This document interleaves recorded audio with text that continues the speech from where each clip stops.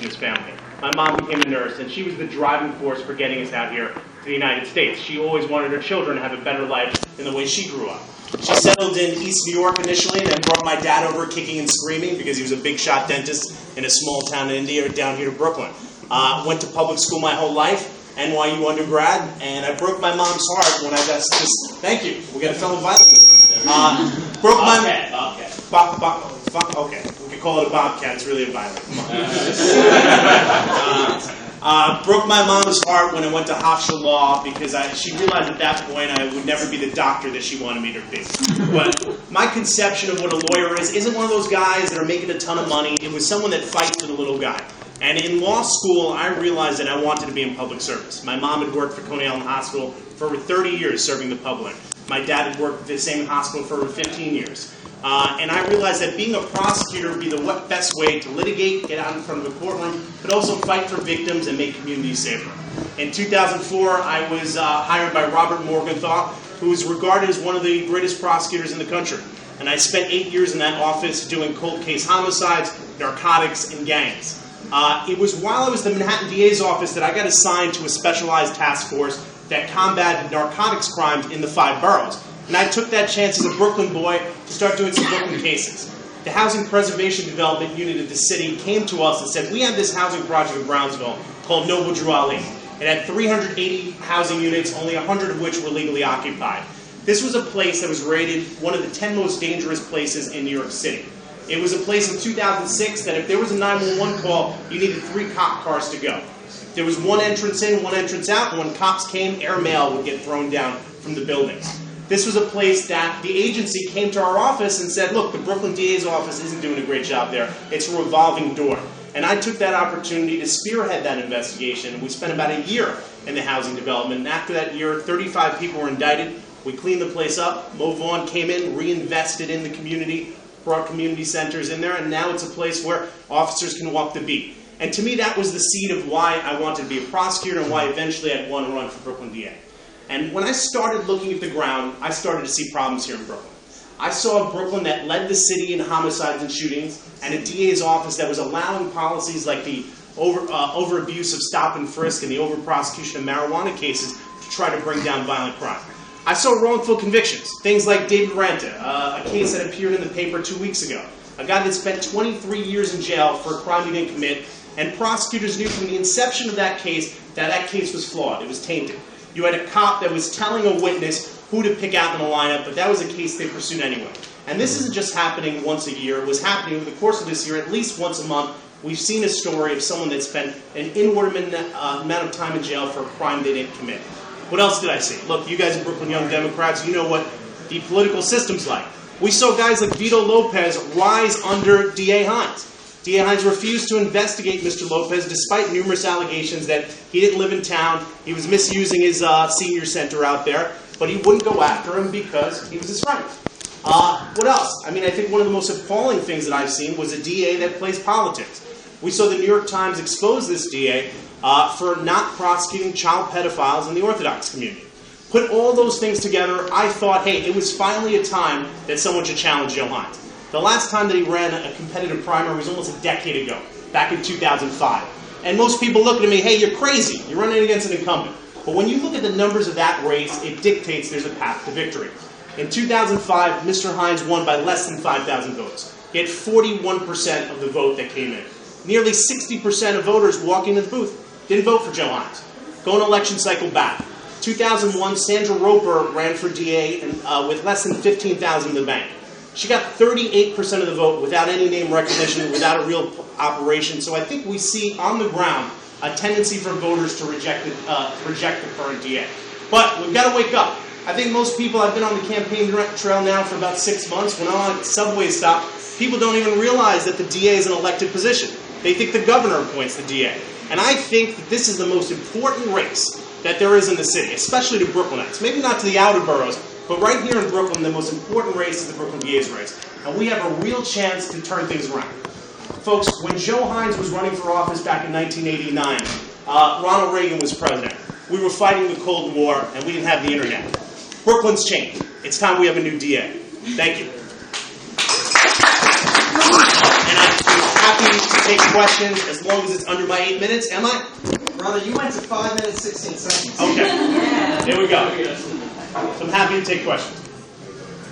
Hi. Is it going to be harder because there are now 2 candidates in the race against Joe Hines instead of 1? We have the second candidate in the race. Hello, Mr. Thompson. Can I ask you one other question? Or 2 other questions? How many doors do you knock on each week if you do it by week? And what are your fundraising numbers?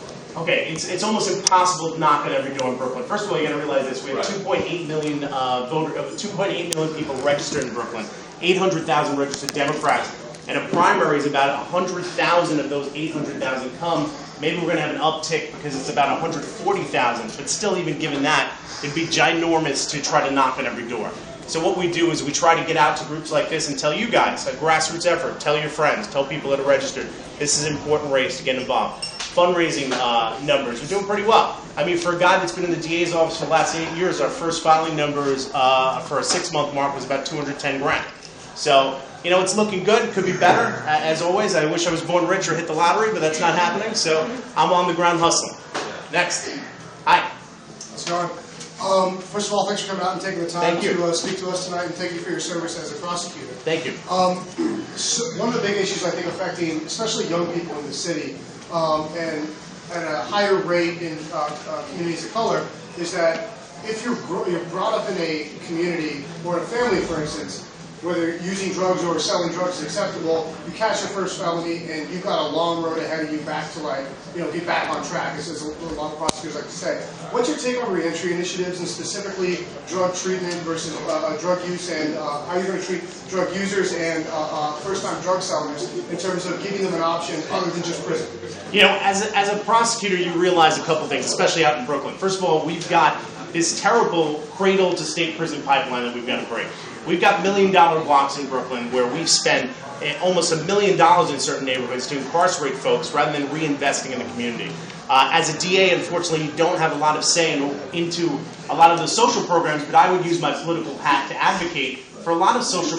Look, a lot of that crime, particularly drugs, is economically related. The fact that the schools are failing, there's a breakdown in the family, and what do people do? They sell drugs. I'm all in favor for alternative incarceration, particularly for nonviolent offenders. But I think we really need to analyze what programs are currently working.